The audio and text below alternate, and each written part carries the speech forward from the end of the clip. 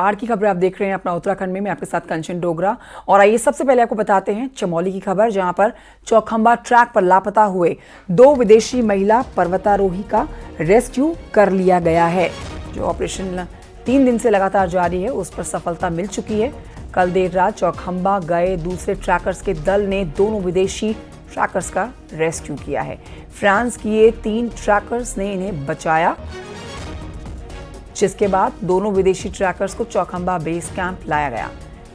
आपको यहां जानकारी दे देते हैं कि 3 अक्टूबर को अमेरिका की मिशेल थेरेसा और ब्रिटेन की जेन मैनर्स चौखंबा ट्रैक पर फंस गई थी, जिसके बाद वायुसेना और एसडीआरएफ की टीम दोनों की तलाश कर रही थी। आखिरकार कल रात दोनों विदेशी ट्रैकर्स का रेस्क्यू कर लिया गया है। भारतीय वायुसेना के हेलीकॉप्टर से इन्हें सुरक्षित ज्योतिर्मठ पहुंचाया गया है। And the rockfall came, cut the rope. Virus attack की बात करेंगे, जिसकी वजह से ऋषिकेश में चारधाम यात्रा के ट्रांजिट कैंप में आज भी ऑनलाइन रजिस्ट्रेशन नहीं हो पा रहा है। भारी दिक्कतों का सामना करना पड़ रहा है यहाँ पर यात्रियों को। तीर्थयात्रियों को परेशानी हो रही है। यात्रियों को घंटों लाइन में लगने के बाद भी मायूसी ही हाथ लग रही है। तीर्थयात्री सरकार से जल्द सिस्टम को सुधारने की मांग कर रहे हैं। आपको बता देते हैं कि पिछले 3 दिनों से वायरस अटैक की वजह से कई वेबसाइट्स बंद हैं, जिसकी वजह से लोग परेशान हैं। चारधाम यात्रा पर आने वाले सभी श्रद्धालु जो हैं वो साइबर अटैक के चलते काफ़ी परेशान नजर आ रहे हैं। घंटों लाइन में खड़ा होना पड़ रहा है और लंबा इंतजार करना पड़ रहा है। आप देख सकते हैं कितनी लंबी लाइनें जो हैं वो दिख रही हैं।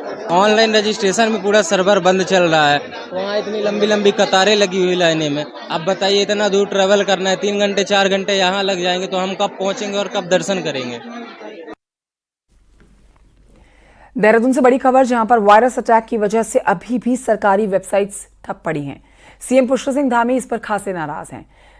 नाराज साइबर सिस्टम के ठप होने से मुख्यमंत्री पुष्कर सिंह धामी ने बड़ी बातें कही हैं।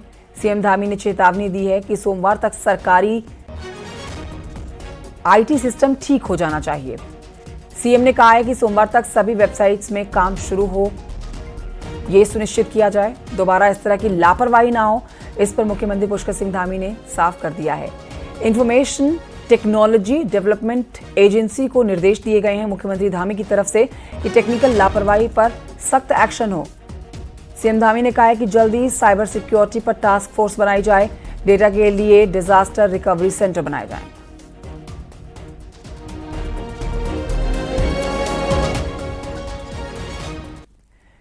और आइए बढ़ते हैं आगे, आपको बताते हैं बॉर्डर्स पर बसे गांव को वाइब्रेंट विलेज योजना के तहत पर्यटन से जोड़ने की कवायद लगातार जारी है, जिसके चलते उत्तरकाशी के नेलांग और जादुंग गांव को जल्द इनर लाइन परमिट से हटाया जाएगा। उत्तरकाशी में भारत चीन सीमा पर बसे नेलांग जादुंग समेत 8 गांव इस योजना में शामिल हैं, जिसके विकास के लिए लगातार कदम उठाए जा रहे हैं। आपको बता देते हैं कि साल 1962 में चीन ने अचानक से भारत पर हमला कर दिया। उस समय बॉर्डर पर बसे नेलांग और जादुंग गांव को खाली करा दिया गया था।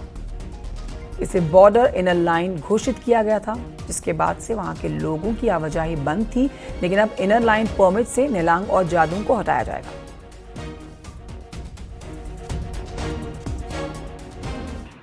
वो 8 गांव आपस में पैदल मार्ग से जुड़ जाएं, तो ये कार्य योजना उस पर हम लोग काम कर रहे हैं।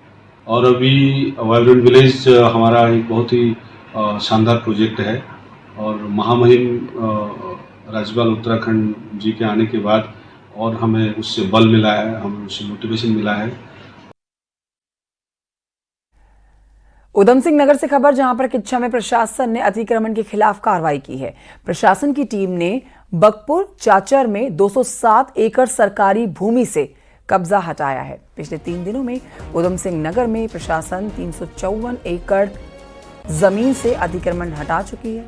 प्रशासन का कहना है कि सरकारी जमीन पर कब्जे के खिलाफ कार्रवाई आगे भी जारी रहेगी।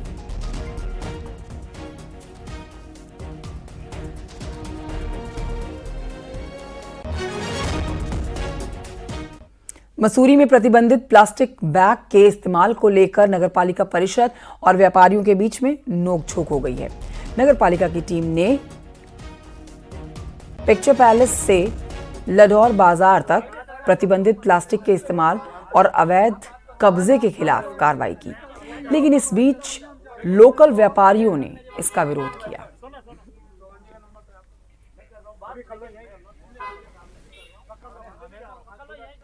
मुनि में शक्ति को सम्मान कार्यक्रम में शामिल होंगे। लखपति दीदी अभियान के तहत आयोजित के लिए कई घोषणाएं भी ला सकते हैं।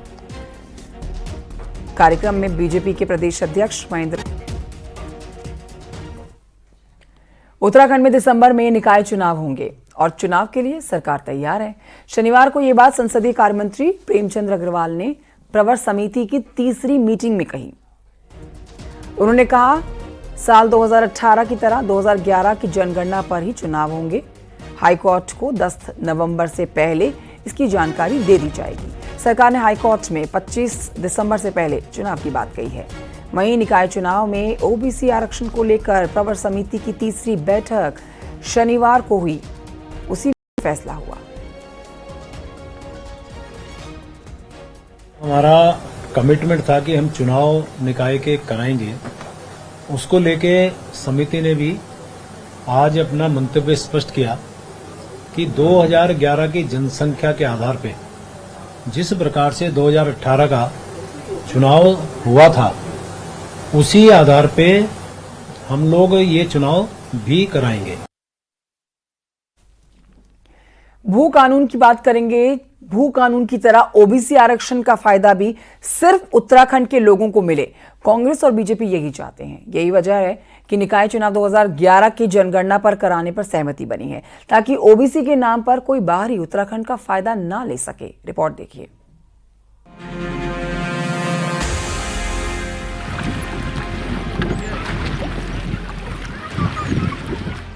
निकाय चुनाव में ओबीसी आरक्षण को लेकर प्रवर समिति बनी, लेकिन यहाँ भी पेंच बाहरी का आकर फंस गया।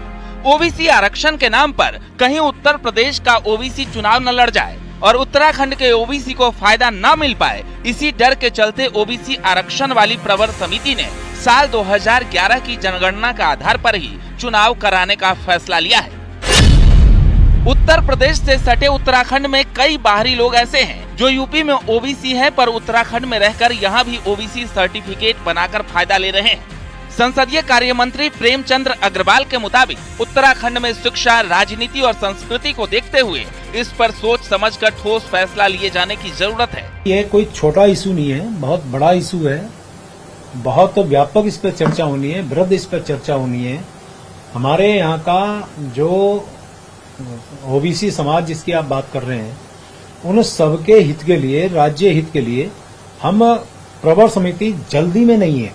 वो चाहे सांस्कृतिक हो, चाहे राजनीतिक हो, चाहे हमारा शैक्षणिक हो या किसी भी रूप में हो, उसी के मद्देनजर हम व्यापक चर्चा करेंगे। उत्तराखंड की जमीन से लेकर आरक्षण तक का फायदा बाहर से आकर लोगों ने जमकर उठाया है। यही बात अब हर जगह उत्तराखंड में चुभती जा रही है और इस ओबीसी आरक्षण में भी ऐसा ना हो, इसलिए पक्ष विपक्ष के सुर एक है। उत्तर प्रदेश के सर्टिफिकेट पे डीएलएड किया, टीचर बनने उत्तराखंड के सर्टिफिकेट, ओबीसी सर्टिफिकेट लेके आ गए। अच्छा, स्थायी निवास कहीं का लिया, फिर भर्ती के लिए स्थायी निवास यहाँ का ले लिया। तो कुल मिलाकर के हमने कहा कि आवश्यकता इस बात की है कि न केवल ये कमेटी, आवश्यकता पड़े तो एक कमेटी और बनाए, आवश्यकता पड़े तो चाहे आयोग बनाना पड़े।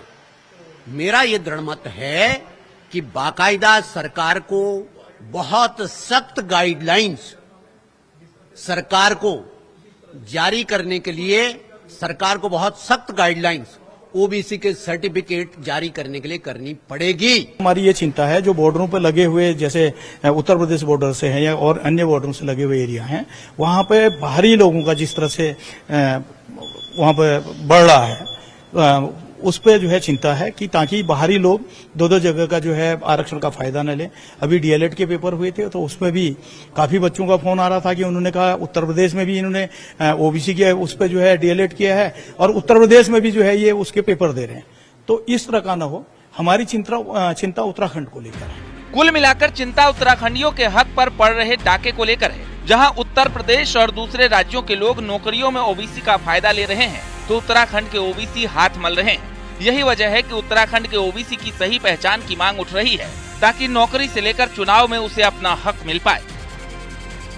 देहरादून से दीपांकर भट्ट, न्यूज़ 18।